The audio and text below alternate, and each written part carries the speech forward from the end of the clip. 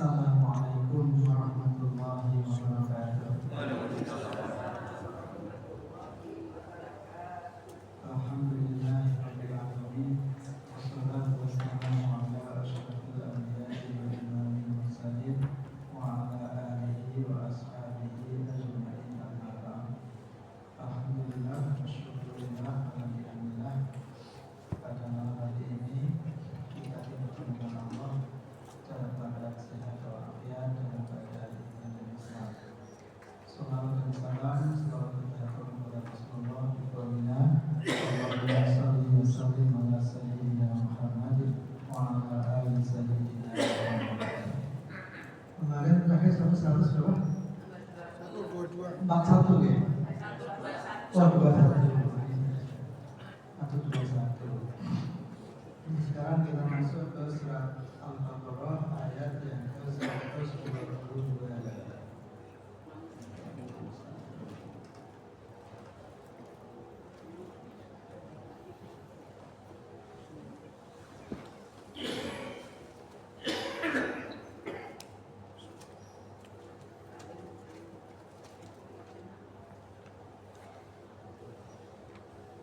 Sekarang kita masuk ke 122.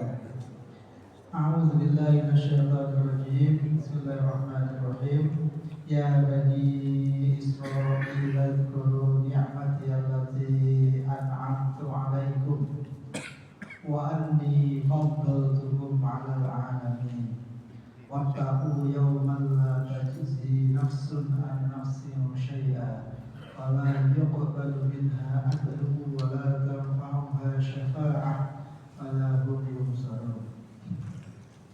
Ya Bani Israil, wahai Bani Israil. Bani Israil itu adalah anak cucu dari Nabi Yakub. Nah, panggilan Bani Israil itu sebetulnya panggilan kehormatan. Berarti kalau orang sekarang itu, wahai anaknya Pak Kiai A, gitu ya. Itu sebetulnya panggilan kehormatan.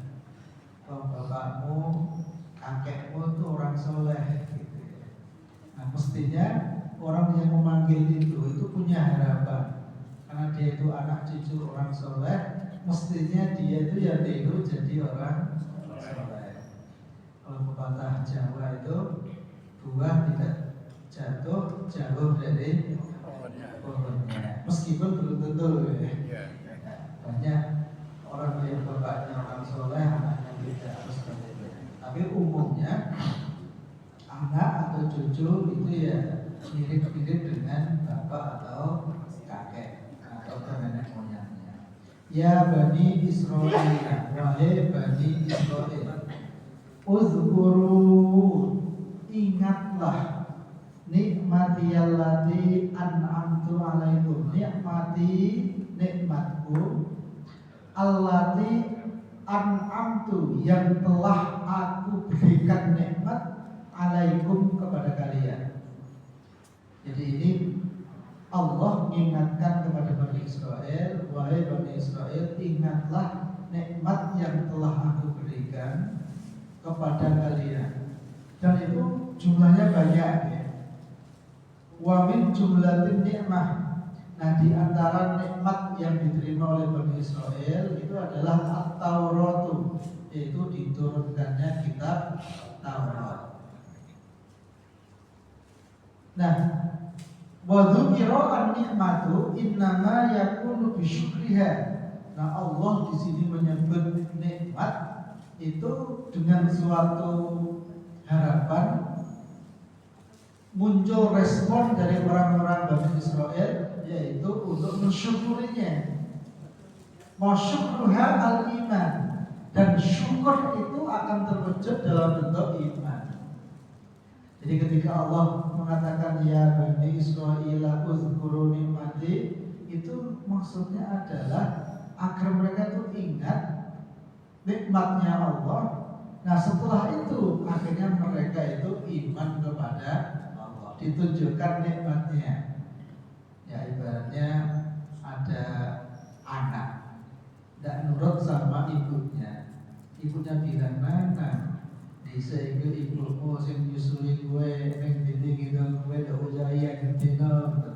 Itu kan menyebut nikmat dengan satu harapan dia sadar, kemudian dia terbuka hatinya bahwa tindakan dia tidak taat itu sebetulnya tindakan yang tidak seharusnya. Nah, Allah menyebut nikmat yang diterima oleh Bani Israel, salah satunya itu adalah kitab Taurat. Wa syukruha al-iman, dan syukur kepada nikmat itu bentuknya ya iman kepada Allah dan menjalankan syariatnya Allah. Wa man lazama al-iman, dan siapa orangnya yang dia itu menetapi iman atau dia itu konsisten dengan iman, biha dengan Taurat, otomatis dia itu al-imanu bi nabiyyina Muhammadin, otomatis dia juga akan iman dengan Nabi Muhammad. Ketika Allah bilang ya Bani Israil dzkuru nikmati allati an'amtu 'alaikum, itu secara tidak langsung sebetulnya itu meminta Bani Israel beriman kepada Rasulullah Muhammad sallallahu alaihi wasallam. Kenapa? Li'anna na'tan nabiyyi, karena sifat-sifat nabi min jumlati ma fiha itu disebutkan dalam kitab Taurat. Itu ya. Nah, Allah mengatakan ya Bani Israil dzkuru ni'mati allati an'amtu 'alaikum wa anni faddaltukum, wa anni, dan sesungguhnya aku ini maksudnya Allah ya. Faddaltukum, telah utamakan kalian, aku telah mengutamakan kalian alal alamin, melebihi orang-orang yang ada di dunia. Jadi memang kalau dibilang Bani Israil punya kelebihan, itu iya. Bani Israil itu pintar-pintar, itu iya. Bani Israil itu kaya-kaya, itu iya. Dan itu sebetulnya adalah nikmat yang datang dari Allah berupa fadilah, keutamaan yang diberikan Allah kepada Bani Israil. Tapi ingat, keutamaan itu belum tentu kemuliaan. Jadi beda antara keutamaan dengan kemuliaan. Orang punya ilmu banyak, dia itu utama, tapi belum tentu mulia. Orang punya duit banyak, itu berarti dia punya kelebihan, tapi belum tentu mulia. Orang punya jabatan tinggi, itu kelebihan, tapi juga belum tentu mulia. Nah, kalau dalam Islam, kemuliaan yang sebenarnya itu adalah ketakwaan. Inna akramakum indallahi atqakum. Jadi diutamakan atau diberi kelebihan itu belum tentu dia mulia di sisi Allah. Orang bisa baca kitab, itu kelebihan, tapi belum tentu mulia. Kalau dia baca kitab, paham, mengamalkan, ya dia mulia. Tapi kalau dia pintar kitab, kemudian kitab itu kemudian menjadi kebanggaan, menjadi bahan tawar-menawar dengan jabatan, ya itu bukan kemuliaan, itu hanya kelebihan saja. Orang hafal Quran itu kelebihan, belum tentu jadi kemuliaan. Nah, kemuliaan itu apa? Kemuliaan itu adalah ketakwaan. Dan takwa itu yang tahu ya hanya kita dan Allah Subhanahu wa ta'ala. Yaitu takwa itu apa? Takwa itu orang yang sadar dia makhluknya Allah. Dengan kesadaran itu dia kemudian taat kepada Allah, menjalankan apa yang diperintah, meninggalkan apa yang dilarang. Nah, itulah yang namanya takwa. Meskipun orang itu tidak kaya, meskipun tidak bisa baca kitab, tapi kalau dia taat kepada Allah, ya dia mulia di sisi Allah. Nah, ini penting untuk dipahami ya. Sehingga kalau kita cari ilmu, yang niatnya itu bukan sekadar mencari kelebihan, tapi kita itu justru agar mengetahui kebesaran Allah dan harapannya setelah itu kita taat kepada Allah Subhanahu wa Ta'ala. Jadi Bani Israil itu memang diutamakan, dilebihkan oleh Allah. Ya orangnya pintar-pintar ya. Ya makanya kalau kita bicara teknologi ya memang banyak dari kalangan Bani Israil ya zaman sekarang ini ya. Bukan zaman sekarang, zaman dulu. Yang menguasai sektor-sektor dunia itu ya banyak dari kalangan Bani Israil. Wah, mereka diutamakan oleh Allah. Mana dia? Bilangnya.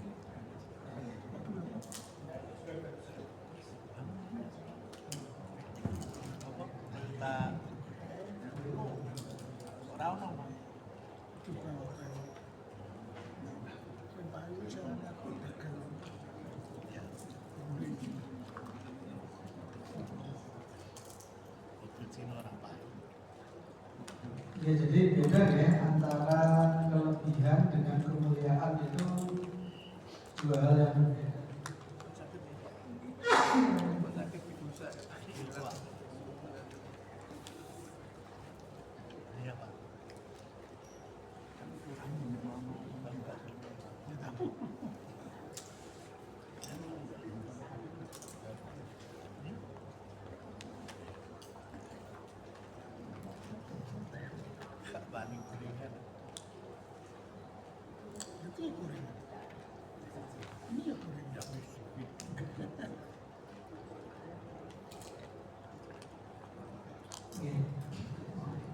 Jadi ya Bani Israil uzkuru nikmati allati an'amtu 'alaikum wa anni faddaltukum 'alal 'alamin. Jangan pintar-pintar. Makanya di Eropa, di Amerika itu yang tokoh-tokoh utama banyak orang Bani Israil. Pintar-pintar. Tapi banyak di antara mereka yang menggunakan kepintarannya bukan untuk kebaikan. Justru kepintarannya kadang-kadang untuk merusak dunia. Yang membuat bom, yang bom itu dibuat. Ini yang lagi ramai kan perang di Iran ya. Perang di Iran. Itu pintar-pintar itu.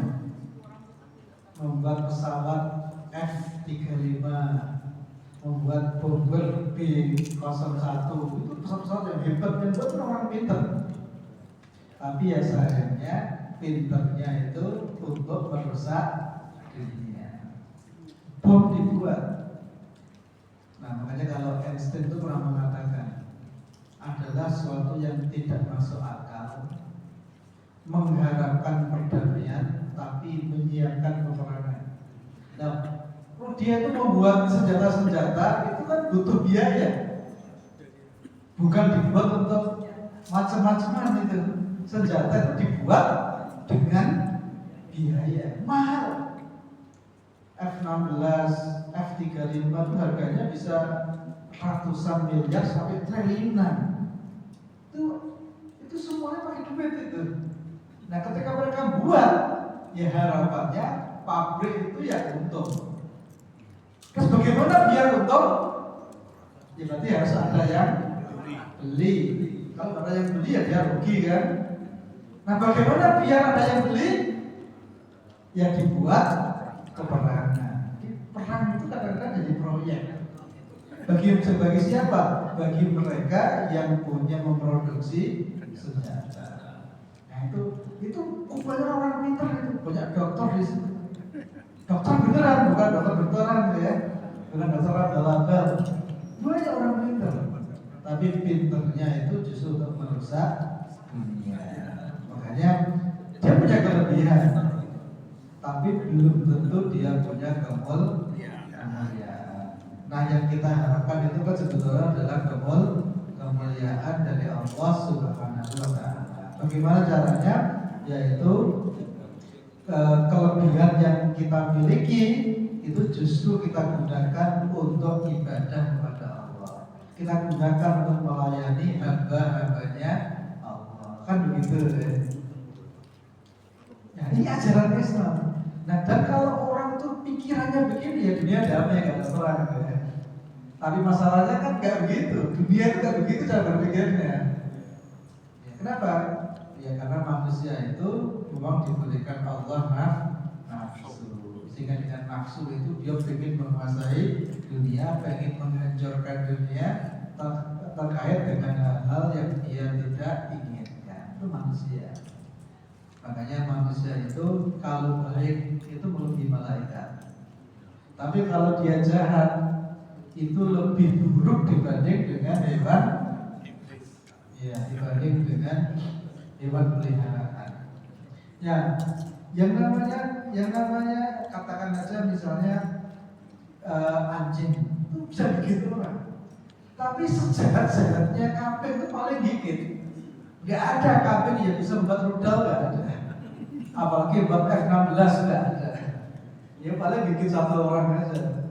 Tapi kalau rudal F-16, kalau pesawat F-16 itu kalau ditembakkan ke gedung yang isinya ribuan orang ya, secara hukum alam ribuan orang itu bisa mati sekaligus. Jadi kemarin yang waktu ada ceasefire, ada kita tangani damai sebentar itu antara Amerika dengan Iran, itu Israel kan nyerang Lebanon.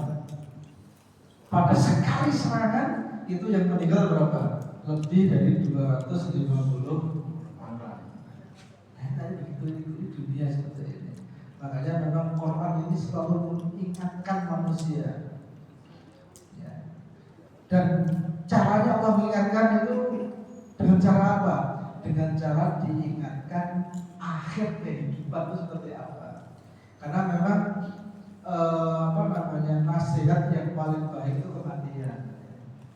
Nasihat yang paling baik. Makanya Allah lanjutkan, wattaqu, bertakwalah, takutlah yauman dengan suatu hari.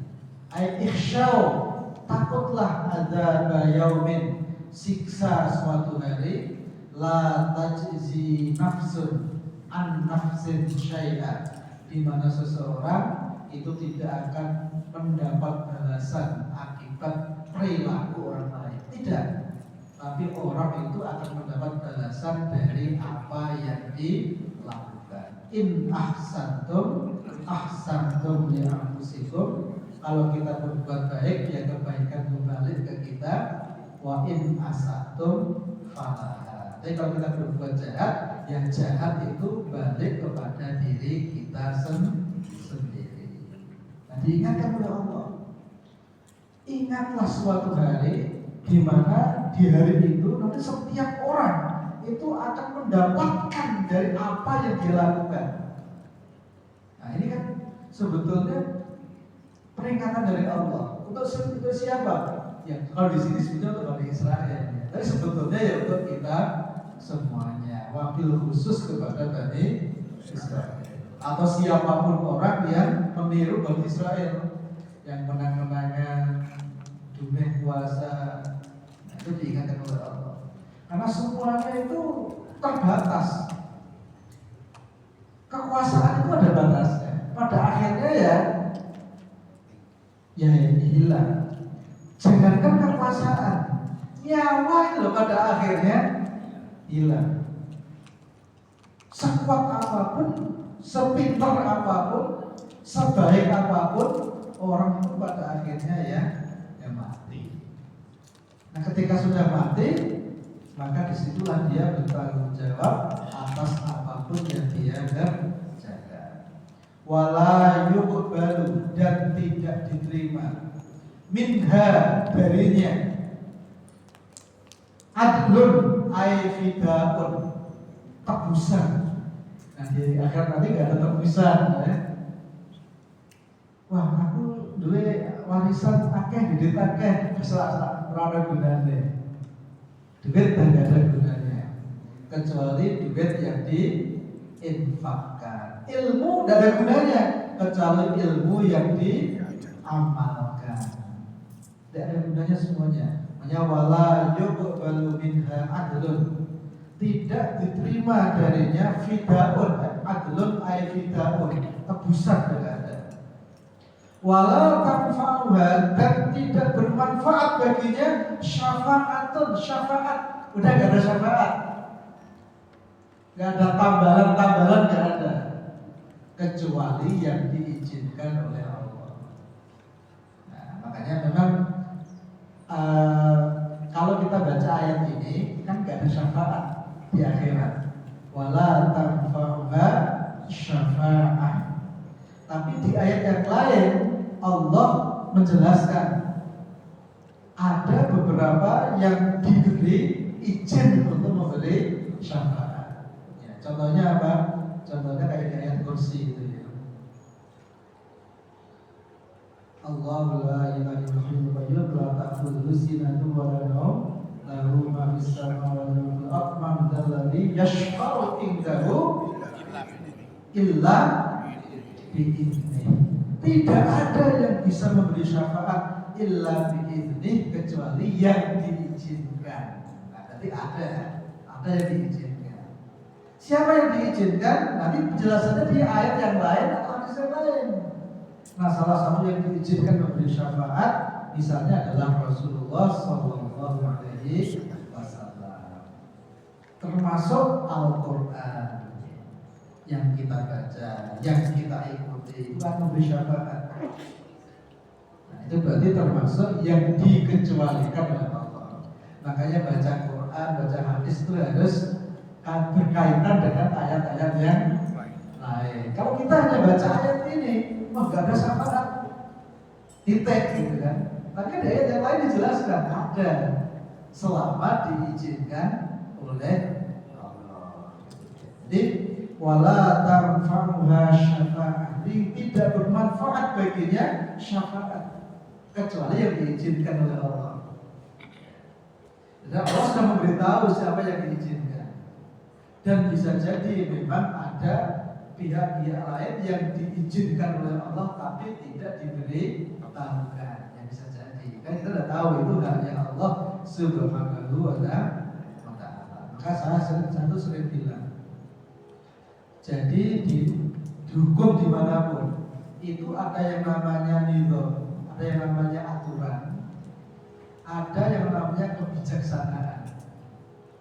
Ada aturan, ada kebijaksanaan.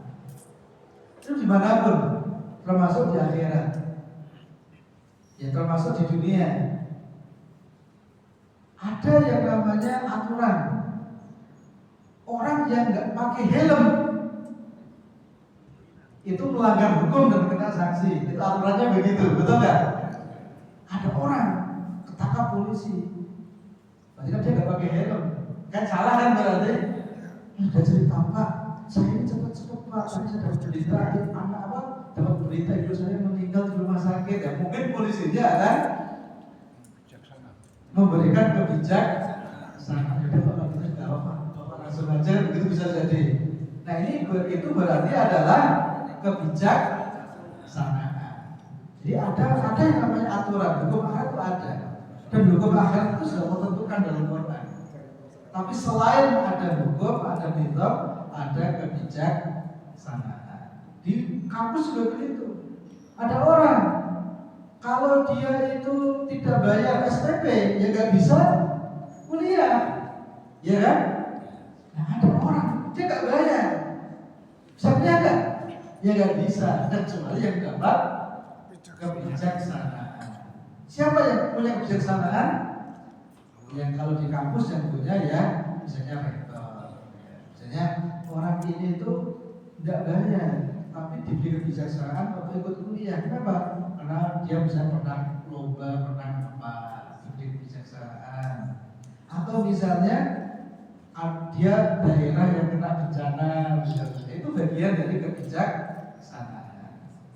Nah makanya kita ini kan berusaha untuk mengikuti aturannya Allah dengan cara menjalankan perintahnya, sholat kita jalankan, puasa kita jalankan, dakwah kita jalankan. Kita berusaha meninggalkan larangannya, riba kita tinggalkan, aurat kita tutup. Selain itu kita berdoa, nangis kepada Allah, minta kebijaksanaan. Kalau seandainya ada yang kurang, ya Allah maafkan aku ya Allah, itu minta kebijaksanaan.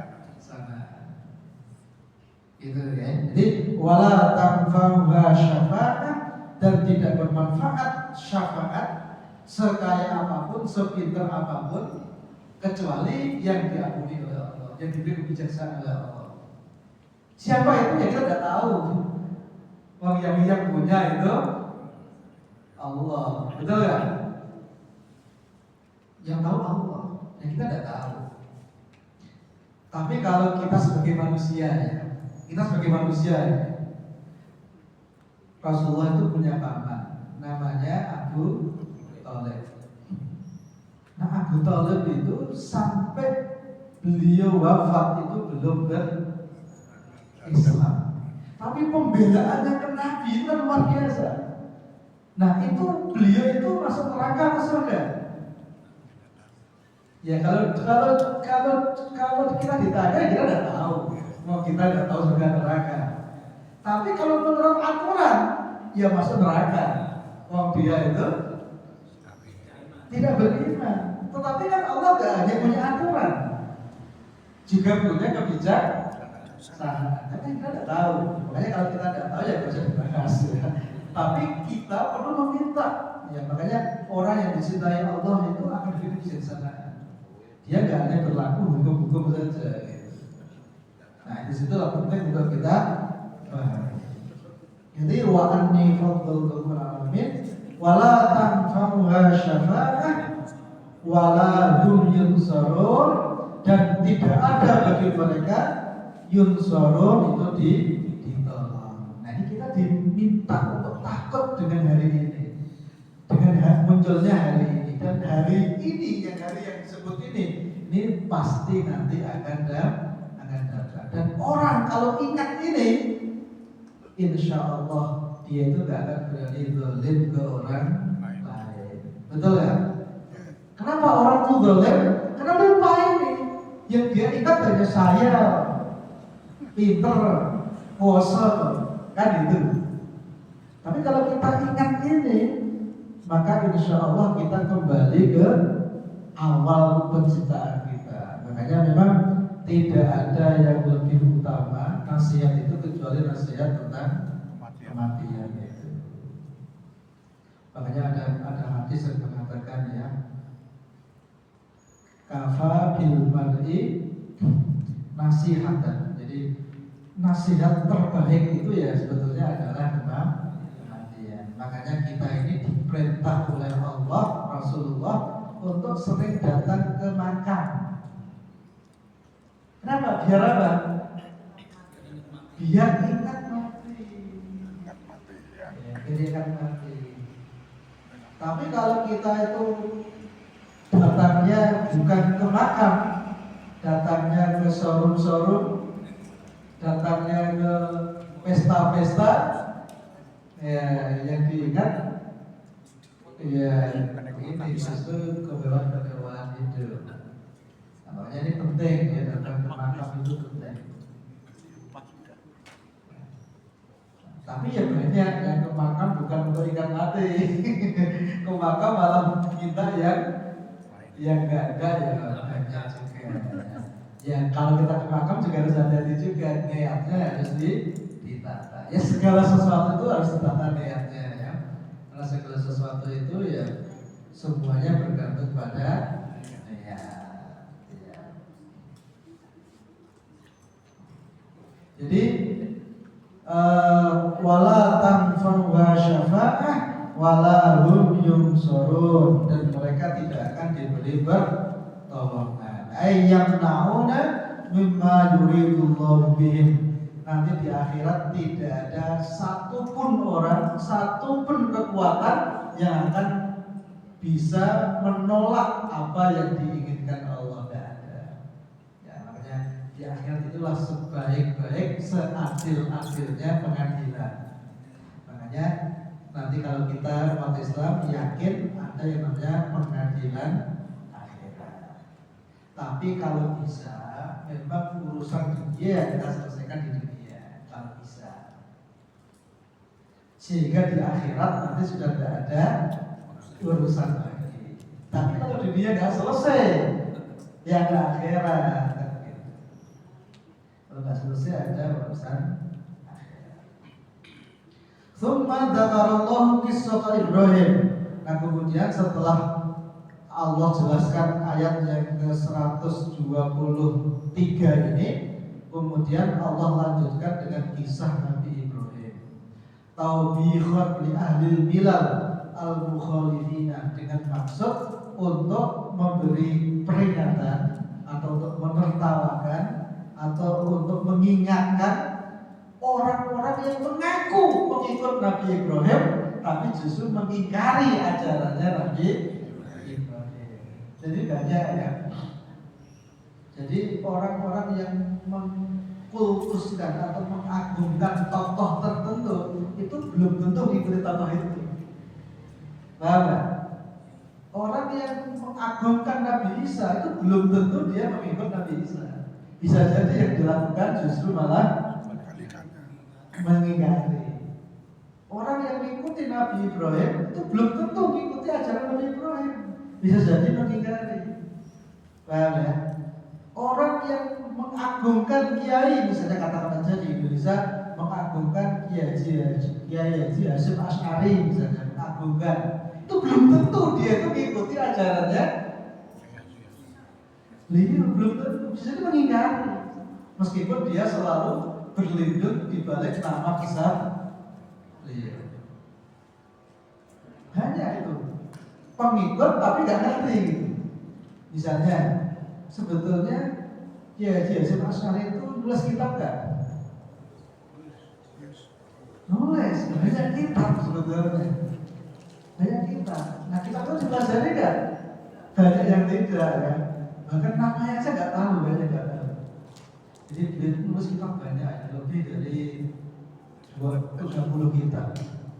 Nah, dan kitab itu saat ini sudah dihimpun menjadi kitab tebal gitu, yang judulnya adalah Irsyadus Sari. Dan isinya luar biasa sebetulnya. Dan kalau kita baca kitab itu, kemudian mendengarkan atau melihat perilaku orang-orang yang menisbatkan ke beliau, itu kadang-kadang jauh antara langit dan bumi. Ya itu terjadi di mana-mana ya. Makanya ini jadi perhatian untuk kita juga.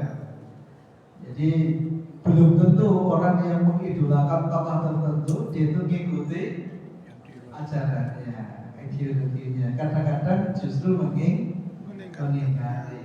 Makanya akhirnya membaca buku, membaca kitab itu penting. Misalnya kita kan banyak mengikuti Imam Syafi'i di Indonesia, betul nggak? Kalau ditanya kita mengikut Imam Syafi'i, ya bagus. Pertanyaannya, pernah nggak megang? Nggak usah mengkaji lah. Pernah nggak pegang kitabnya Imam Syafi'i? Nggak usah mengkaji. Pernah pegang nggak gitu? Nggak pernah. Nah ini masalahnya di situ. Ya. Sehingga kata-kata yang terjadi itu hanya klaim-klaim aja, ya. Bukan dalam makna mengikuti yang sebenarnya. Makanya di sini Allah katakan, "Tsumma dzakarallahu ta'ala qissata Ibrahim." Kemudian Allah lanjutkan dengan menjelaskan kisah Nabi Ibrahim, taubiqan li ahlil milal, untuk memberi peringatan kepada pengikut agama-agama, tapi al-mukhalifina yang bertentangan dengan Nabi Ibrahim. Wa dzalika li anna Ibrahim yu'tarafu bi fadlihi jami'ut tawaifi qadiman wa hadisan. Karena Nabi Ibrahim itu adalah seorang sosok yang yu'tarafu bi fadlihi, memang diakui kemuliaannya. Qadiman, baik oleh orang-orang zaman dulu, wahadisan ataupun orang-orang zaman sekarang. Ya. Ada yang mengatakan Ibrahim, ada yang mengatakan Abraham, ada yang mengatakan macam-macam ya. Bahkan perwayangan itu ada dewa yang paling mulia di perwayangan, namanya siapa? Brahma. Brahma itu orang katanya itu ya sebetulnya Nabi Ibrahim itu dimaksud sebetulnya ya. Fal musyrikuna kanu musyrifina bi annahum min awladi. Nah, orang-orang musyrik itu mendapat kemuliaan orang-orang musyrik Mekah. Kenapa? Bi annahum min awladi, karena orang-orang kafir Mekah itu sebetulnya juga anak cucu dari Nabi Ibrahim. Jadi orang-orang Quraisy, orang jahiliyah itu juga anak cucu dari Nabi Ibrahim. Kok bisa musyrik ya? Bisa, namanya juga manusia. Ya, terus, maka Allah melanjutkan dengan mengingatkan Nabi Ibrahim ya, wa idzibtala Ibrahim rabbuhu bikalimatin. Wa idzibtala, dan ingatlah ketika ibtala menguji Ibrahim kepada Nabi Ibrahim. Siapa yang memuji? Fa'ilnya adalah Rabbuhu, Tuhannya. Diuji apa? Bikalimatin, dengan beberapa kalimat. Maksudnya biawamiro wa nawahin, dengan adanya kalimat-kalimat berupa perintah-perintah dan larangan. Itu dalam rangka untuk menguji Nabi Ibrahim. Nah, kalau Imam Ibnu Abbas dan Imam Qatadah mengatakan ya manasikul haji, yang dimaksud dengan kalimatin itu adalah manasik ibadah haji, kal-ihrami wa tawafi wa sa'i wa ramyi, seperti ihram, tawaf, sa'i, dan melebar jumrah.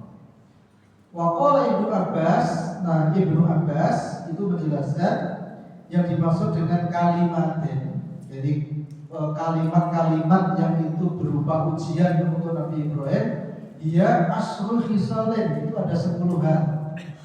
Kanat fardhan fi syar'ihi, yang itu menjadi kewajiban pada syariatnya Nabi Ibrahim, wahia sunnatan fi syar'ina, tetapi dia sunnah di syariat kita, syariat umat Muhammad. Di Bapak Ibu yang dirahmati oleh Allah, ini penting untuk saya jelaskan. Jadi inti ajaran setiap nabi itu sama, yaitu tauhid. Jadi intinya sama, yaitu tauhid, yaitu untuk beriman kepada Allah, taat kepada perintah-perintahnya Allah. Itu inti dari setiap ajaran nabi.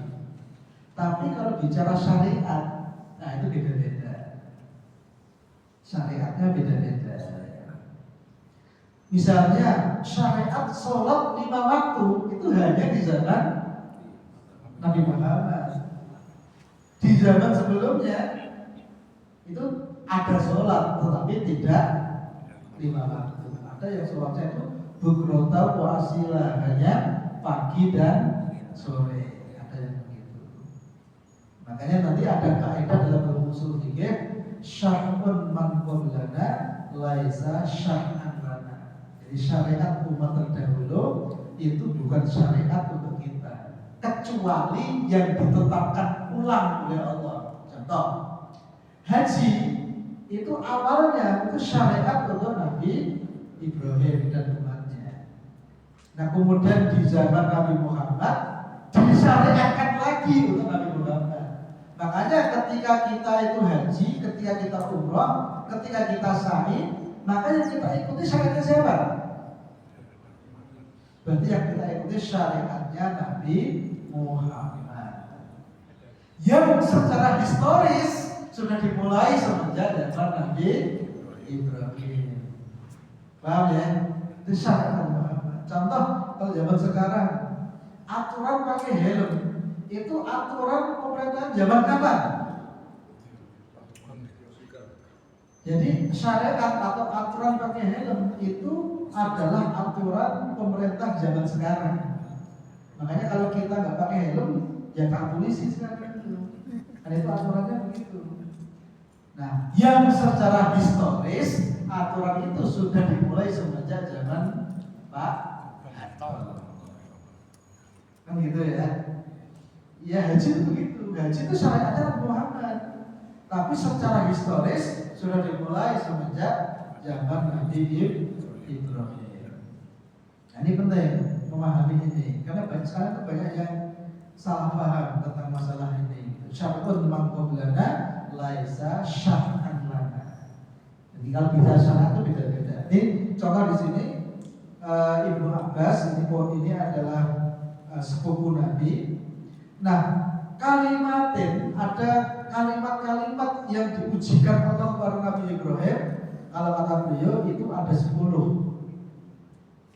Yang 10 itu adalah kewajiban di zamannya Nabi Ibrahim, tapi kesunahan di zaman kita, di saat kita. Apa itu?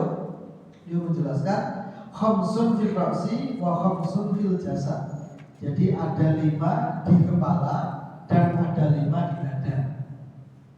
Amal lati fil ra'si, adapun yang di kepala ini yang wajib bagi Nabi Ibrahim. Yang pertama adalah fal madmadah, yaitu berkumur. Jadi di zaman Nabi Ibrahim berkumur ketika wudu itu wajib. Kalau di kita itu sunnah. Yang berikutnya al-istinsyaq. Istinsyaq itu apa ya sebenarnya ya? Itu nyedot air ke hidung. Nah, itu bahasa Indonesianya apa ya? Enggak ada ya. Enggak ada sebenarnya. Saya menghirup air. Jadi menghirup air ke hidung ketika kita wudu itu istinsyaq. Nah, kalau di zaman Nabi Muhammad itu sunnah. Kalau di zaman Nabi Ibrahim itu adalah wajib. Wasiwaku, siwak itu sikatan, sikat gigi. Di zaman Nabi Muhammad itu sunnah, di zaman Nabi Ibrahim itu wajib. Waqasus syaribi, memotong jenggot atau memotong apa namanya? Kumis. Nah, di zaman Nabi Ibrahim itu wajib, di zaman Nabi Muhammad itu sunnah. Wa farraqah ra'sa, jadi memisahkan rambut kepala. Farraqah sya'rahu ilal janibil aymani wal janibil aysari. Jadi rambut itu dibelah kayak begini ya. Yang satu ke kanan, yang satu ke kiri. Itu ternyata di zaman Nabi Ibrahim itu wajib. Nah, di zaman kita itu sunnah. Kan setiap orang beda-beda ya. Ada yang kalau saya itu kayak gini di sini, ada yang di tengah-tengah sini gitu ya. Nah, itu kalau di zaman Nabi Ibrahim itu wajib ya. Nah, itu yang ada di kepala. Wa amal lati fil badan, adapun yang itu di badan.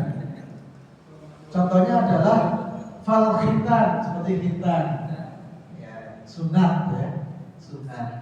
Nah, dulu sebelum Nabi Ibrahim itu gak ada orang sunat ya. Sunat itu ya syariatnya Allah semenjak Nabi Ibrahim. Nah, kalau zaman dulu ya mungkin lebih ngeri dari zaman sekarang ya. Kalau sekarang sunat itu ya nggak menakutkan. Sekarang itu kalau ke dokter dibius dulu nggak terasa. Ini kalau jenengan di zamannya bapak mungkin masih ada ya. Nggak tahu, mungkin di setiap kampung mungkin beda-beda. Kalau zaman saya dulu yang namanya sunat kan mengundang mantri istilahnya, mengundang mantri atau dukun. Mengundang ke rumah, jadi sunat itu di rumah masing-masing. Nah, terus ketika mau sunat kayak gitu, orang satu kampung datang semua. Udah dipandu. Itu begitu mantrinya datang itu anak-anak sudah pada kabur semua.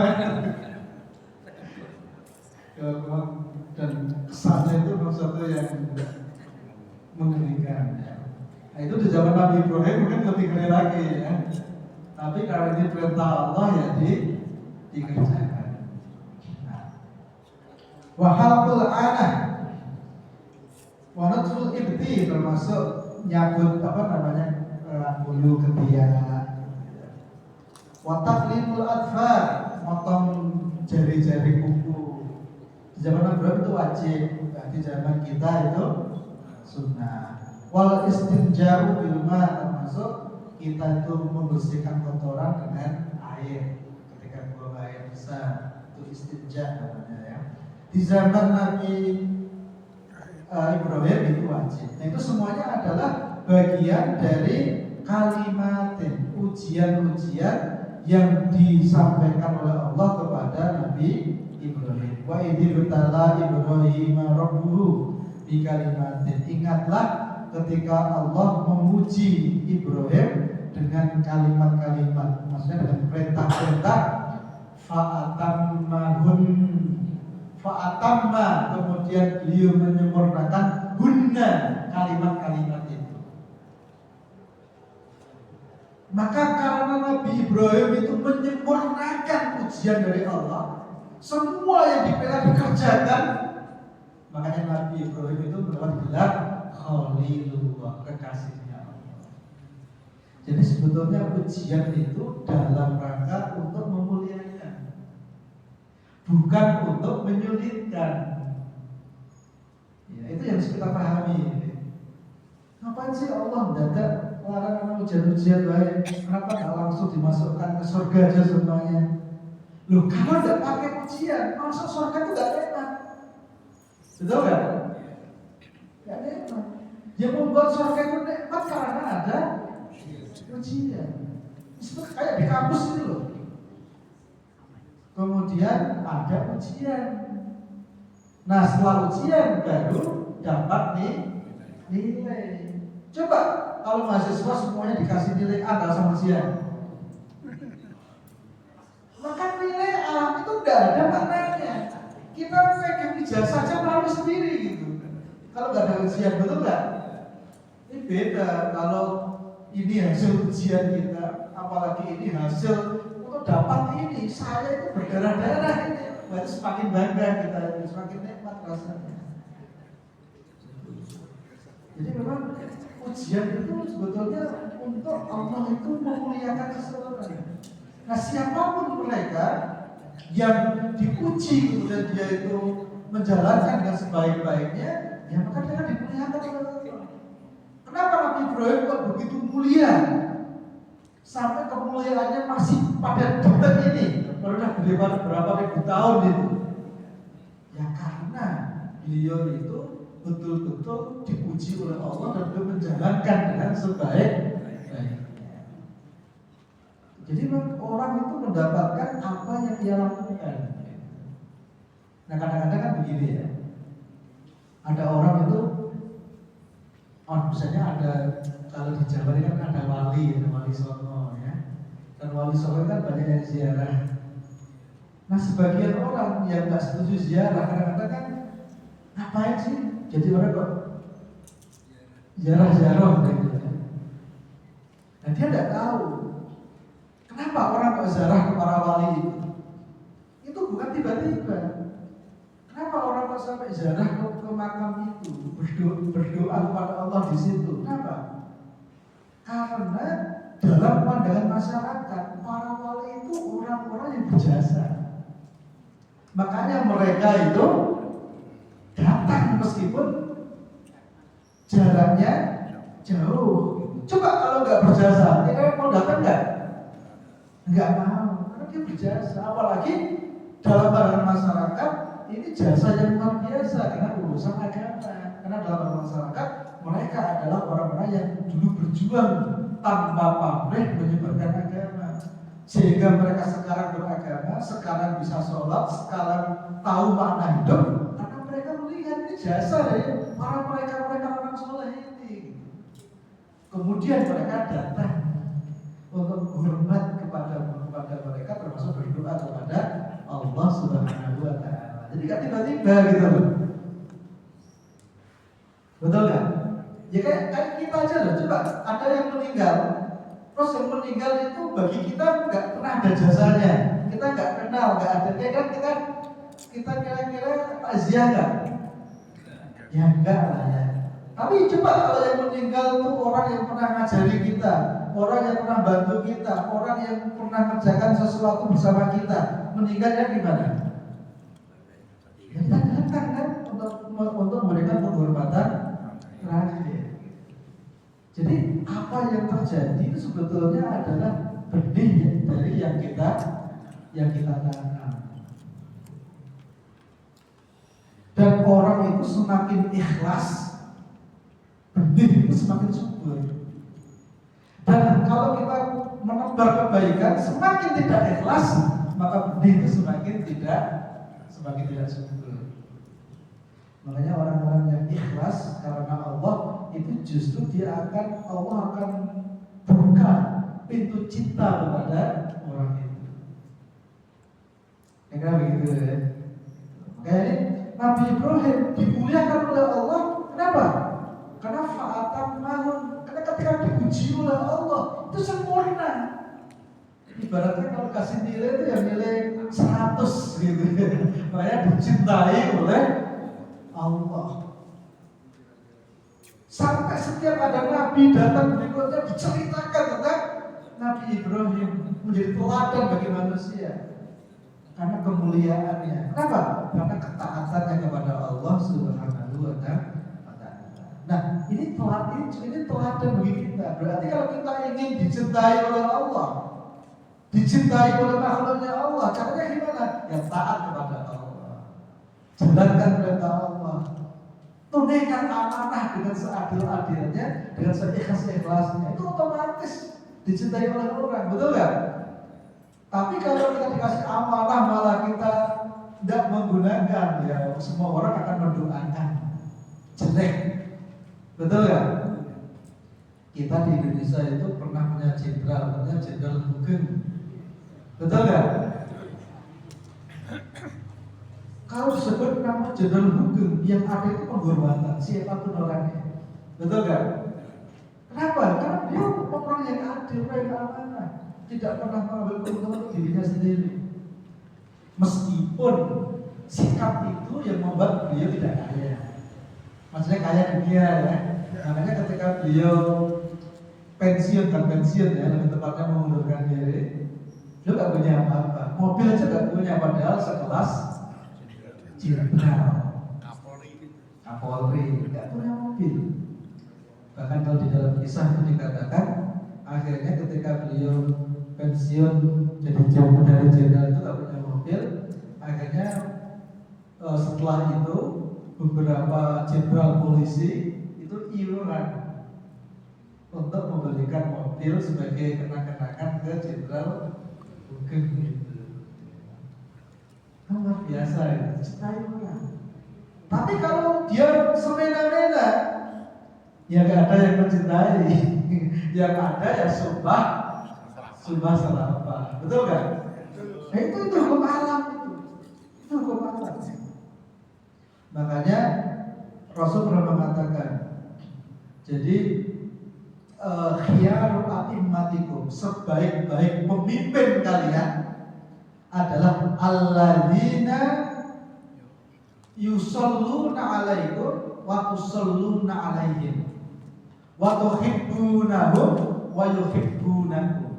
Sebaik-baik pemimpin adalah pemimpin yang kalian cinta kepadanya dan dia cinta kepada kalian. Mereka mendoakan kalian dan kalian mendoakan mereka. Kita mendoakan karena dia orang adil kan. Tapi Rasul mengatakan wasyiror a'immatikum, seburuk-buruk pemimpin adalah alladzina yubghidunakum, pemimpin yang melaknat kalian, wa tubghidunahum, dan kalian melaknat mereka.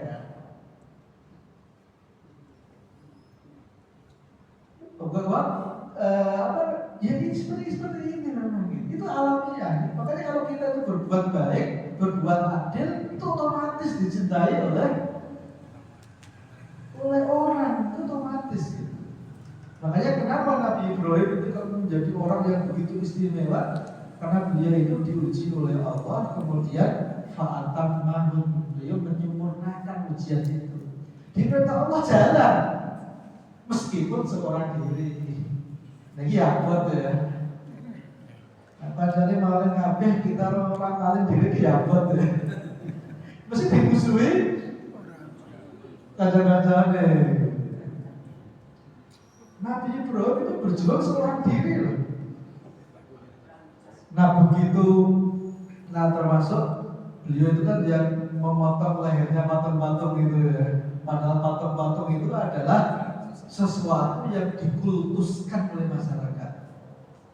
Jadi masyarakat itu kadang-kadang mengkultuskan macam-macam. Ada yang mengkultuskan orang, ada yang mengkultuskan patung, ada yang mengkultuskan gambar, ada yang mengkultuskan konser. Ini macam-macam. Nah pada waktu yang dikultuskan adalah patung. Ini dianggap sebagai penarik manfaat, penolak bencana. Maka disembah-sembah. Nah ketika orang-orang itu pada pergi, Nabi Ibrahim masuk ke situ menyelinap, dipotongi semuanya, disisakan satu, kemudian yang paling besar dikasih tampak di situ. Ya. Nah, begitu mereka pulang kaget melihat patung-patung itu nggak ada kepalanya. Siapa sih melakukan ini? Diteliti, akhirnya isu atau opini mengarah kepada Nabi Ibrahim. Akhirnya beliau ditangkap, diadili, ditanya, Wah Ibrahim, siapa yang melakukan ini? Nah beliau gak bohong, tapi beliau pinter ya. Bal fa'alahu kabiruhum hadza. Itu kalau dalam bahasa Arab, bal fa'alahu. Ya, dia yang melakukan. Dia siapa maksudnya? Dia Ibrahim maksudnya ya. Tapi kalau dalam bahasa Arab, bal fa'alahu. Ya, fa'alahu melakukan kepadanya. Nah kabiruhum itu dianggap fa'ilnya. Padahal sebenarnya fa'ilnya itu bukan kabiruhum. Ya dia melakukan. Inilah yang paling besar. Ya dia melakukan itu titik. Inilah yang paling besar. Itu pernyataan yang kedua ya. Yang melakukan siapa? Ibrahim. Ini patung yang paling besar. Tapi orang-orang artinya orang-orang punya pemahaman Nabi Ibrahim mengatakan yang melakukan adalah patung-patung yang paling besar ini kan gitu. Akhirnya orang-orang kamu yang bener aja kalau dia Ibrahim. Bagaimana bisa patung motong patung yang lain? Nah iya, mau dia tuh gerak aja nggak bisa. Kamu sembah, kalah argumen kan? Tapi ya kekuasaan tetap menang. Meskipun argumen kalah tapi tetap menang. Nabi Ibrahim dihukum, apa hukumannya? Dibakar. Dan di kotanya masih ada sampai hari ini ya. Tempat pembakaran masih ada, yaitu di daerah Turki bagian tenggara, kota Batu namanya, masih ada saat ini. Itu dibuat api yang besar kayak itu. Terus Nabi Ibrahim itu bukan hanya dimasukkan, tapi dibawa ke bukit, diketepel di situ. Itu saking marahnya penguasa, saking marahnya masyarakat kepada Nabi Ibrahim. Nabi Ibrahim tidak tahu apa yang bakal terjadi, tapi dia yakin pasti ditolong oleh Allah. Nah pada saat itulah kemudian Allah memberikan pertolongan yang luar biasa. Apa yang terjadi? Api yang biasanya punya sifat membakar, tapi api itu hilang sifat membakarnya. Allah berfirman, Ya naru kuni bardan. Wahai api, jadilah kamu dingin. Wassalaman ala Ibrahim, dan selamatkanlah Ibrahim. Tidak ada yang membantu. Nah itu Ibrahim. Nah ini pelajaran. Jadi kadang-kadang berjuang itu kalau terpaksa seorang diri. Nah orang kancane alhamdulillah. Nah orang-orang ya rapopo gitu. Tapi punya mental seperti ini tuh ya nggak gampang ya. Kebanyakan kita itu berjuang no kancane. Kalau ada kancane ya males ya. Nah itu. Nah, gimana bisa punya mental berjuang meskipun gak ada temannya? Nah ini yang luar biasa. Nah ini kisah yang dimiliki oleh Nabi Ibrahim. Fa'atammahun Allah Ta'ala, Allah Ta'ala berfirman, karena Nabi Ibrahim itu diuji oleh Allah, kemudian Nabi Ibrahim itu menyempurnakan ujian itu, Allah berfirman, Inni ja'iluka linnasi imama. Ini sesungguhnya aku ja'iluka menjadikanmu linnasi bagi manusia imama sebagai imam, sebagai pemimpin bagi dunia. Nabi Ibrahim ini balasan dari Allah karena beliau itu menyempurnakan ujian dari Allah Subhanahu wa ta'ala. Nah, ketika beliau itu dijadikan imam begitu, beliau berkata kepada Allah, "Qala wa min dzurriyyati, ya Allah, mohon anak cucuku juga dijadikan imam, dijadikan orang-orang yang soleh." Apa kata Allah? Qala la yanalu ahdiz zalimin, la yanalu, tidak akan memperoleh ahdi janjiku az-zalimina, kepada orang-orang yang zalim. Anak cucumu yang soleh dapat, tapi anak cucumu yang enggak soleh ya tidak dapat. Jadi meskipun Nabi Ibrahim seorang nabi, tapi anak cucunya ya enggak semuanya seperti Nabi Ibrahim. Yang jahat yang banyak, yang baik yang banyak juga. Makanya baik atau buruk itu bukan dinilai dari keturunannya siapa. Ya, baik dan buruk punya ukuran sendiri. Kalau dalam Islam, baik dan buruk ukurannya apa? Ya ketentuannya Allah Subhanahu wa ta'ala. Makanya para imam mengatakan al-hasan ma hassanahu syar'u. Baik itu adalah yang dinyatakan baik oleh syariat. Wal qabih ma qabbahu syar'u. Sementara buruk itu adalah apa yang dinyatakan buruk oleh syariat. Nah, itu standarnya dalam Islam itu. Ya meskipun babi itu mungkin membawa manfaat yang banyak, mungkin rasanya enak, mungkin ya, tapi yang diharamkan oleh Allah yang haram. Nah, kita udah nggak lagi mikir keuntungan ekonomi itu yang lain, yang haram yang haram. Nah, itu adalah sikap orang yang beriman. Jadi manfaat itu diletakkan di bawah ketentuan syariat, bukan syariat dimotak-atik sesuai dengan kemanfaatan.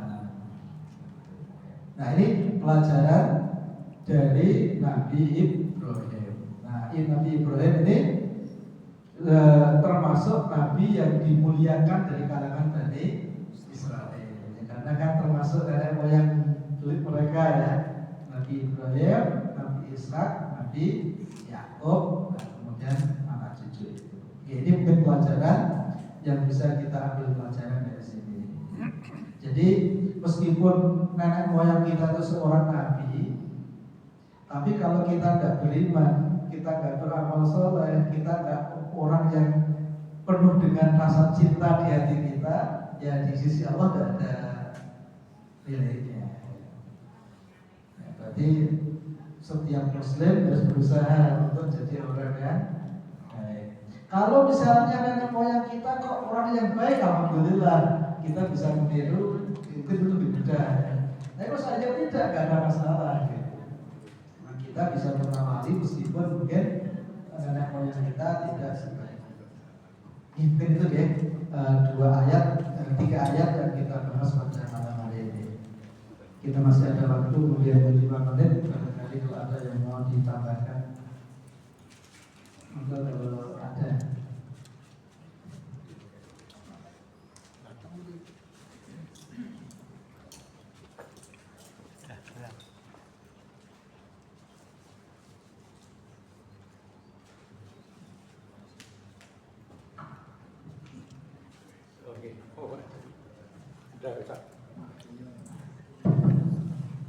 Assalamualaikum warahmatullahi wabarakatuh. Waalaikumsalam.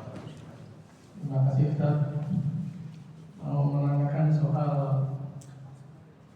doa dan sholat bagi orang yang meninggal dunia, tapi ketika hidup tidak pernah sholat dan tidak pernah puasa, apakah kita wajib mensolatinya? Demikian, terima kasih. Assalamualaikum warahmatullahi wabarakatuh. Waalaikumsalam. Jadi sholat, mensolati mayit itu wajib kepada mayit yang secara zahirnya itu muslim.